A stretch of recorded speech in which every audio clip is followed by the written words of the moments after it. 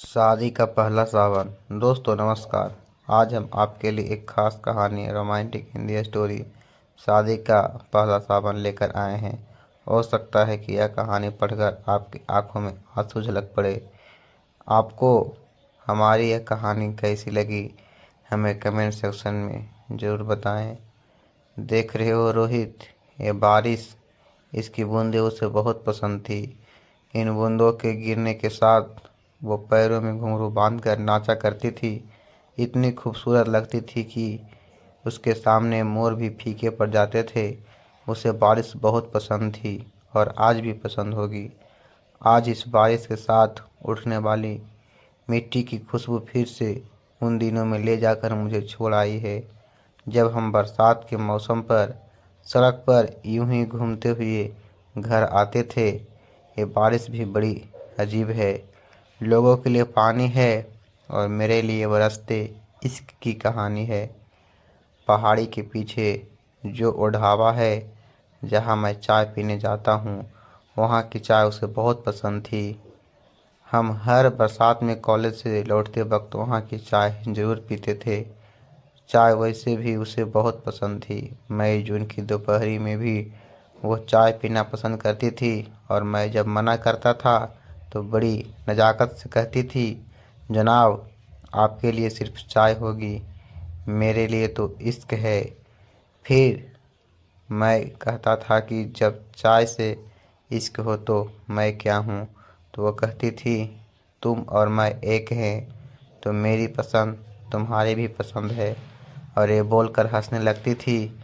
जानते हो, क्योंकि चाय मुझे कभी पसंद नहीं थी और ये बात वो जानती थी। हाँ, कभी कहा नहीं मैंने उससे, लेकिन उसे पता चल गया था।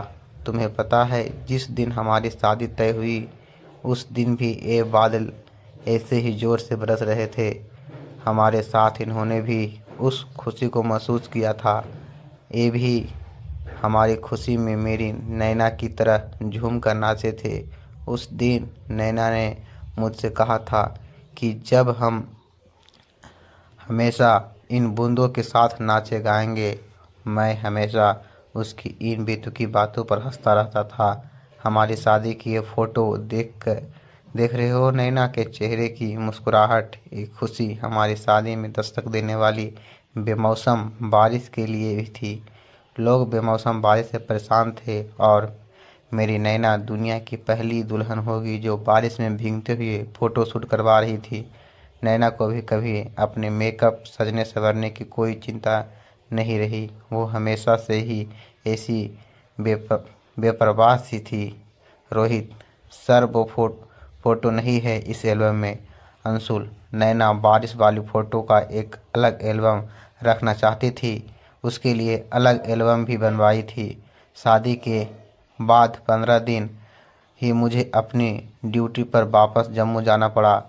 जब यह बात नैना को पता चली तो वह मुझसे बोली कि तुम फौजियों का काम छुट्टी के मामले में बड़ी ख़राब है, लेकिन ठीक है, जाओ जल्दी आना। सबको बता दो कि तुम्हारे साथ रहने की बरसात में मैंने बुकिंग कर ली है, तो उसकी बारिश तुम यहीं बिताने मेरे साथ। शादी के पहले सावन में तुझे तुम्हारी छुट्टियां गिफ्ट में चाहिए। मैंने मुस्कुराते हुए कहा, आपका हुक्म सर। आंखों पर तो वो हंसने लगी। जब मैं वापस जा रहा था तो उसने अपनी आंखों में बिखरी नमी को छुपा लिया था। उसकी आंखों में एक आंसू ना गिरा। फिर मानसून आया और जम्मू में बाढ़ आ गई। मेरी छुट्टियां कैंसिल हो गई। जब नैना को यह बात की पता चली तो बहुत निराश हुई थी। वो उसे मेरे बिना सब कुछ अधूरा ही लगता रहता। लेकिन मैं क्या कर सकता, नहीं कर पाया। मैं बाढ़ में फंसे लोगों की जान बचा रहा था। अपनी नैना को उसका मनचाहा सावन ना दे पाया, उसका गिफ्ट उसे नहीं दे पाया। फिर एक हफ्ते बाद पता चला कि नैना बाहर गई थी। लाइन स्टॉल हुआ और नैना अपनी कार के साथ नदी में जा गिरी। 2 दिन बाद उसकी लाश मिली। उस दिन ऐसा लगा जैसे मैं मर गया। तब आया था मैं इस जगह। मेरी नैना मुझे छोड़कर जा चुकी थी। तब यहाँ से उसकी यादें समेटकर अपने साथ ले आया गया था। तब से हिम्मत नहीं हुई यहाँ आने की। अब 5 साल बाद मेरी पोस्टिंग यहाँ हुई तो बहुत हिम्मत जुटाकर आया हूँ, लेकिन ऐसा लग रहा है कि मेरी नैना मेरे यहाँ आने से बहुत खुश है। मैं उसका साथ महसूस कर पा रहा हूँ, जो तब तक नहीं कर पाया वो अब कर दिया मैंने। उसकी नैना के शादी के पहले सावन का गिफ्ट दे दिया मैंने। अब साथ उसकी पहाड़ी तक घूमने जाएंगे, उसे ढाबे की चाय भी हम साथ पिएंगे। हम अब दोनों अपना हर सावन एक साथ मनाएंगे। धन्यवाद।